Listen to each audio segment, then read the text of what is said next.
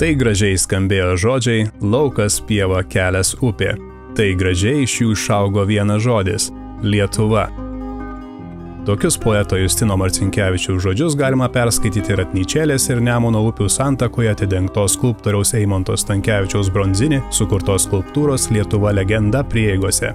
Ši įspūdinga miestą papuošusi skulptūra yra skulptoriaus našlės Lolitos Bronzinį dovana druskininkams. 18 metais Eimontas mirė. Ir žmona keletą metų, kol gavo paveldėjimo teisės, viską praėjo. Ir tada aš jai pasakiau, pasakiau, Lolita, aš žinau, kur galiu pastatyti skulptūrą. Jin sako, kur? Sakau, Druskininkuose.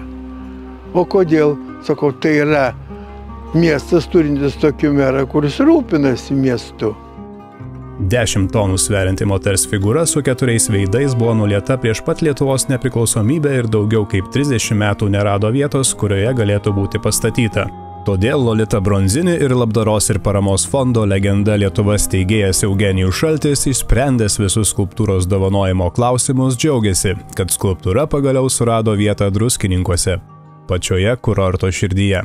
Mes šiandieną galim sakyti, kad Druskininkų miestas, meras Ričardas Malinauskas, visas savivaldybės kolektyvas ir aš prisidėjom prie to, kad druskininkai turėtų šį monumentą.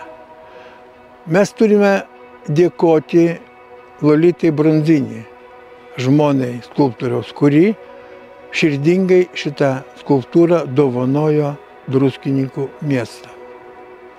Dabar jis stovi, galinga, graži ir turbūt stovės dar labai ilgai.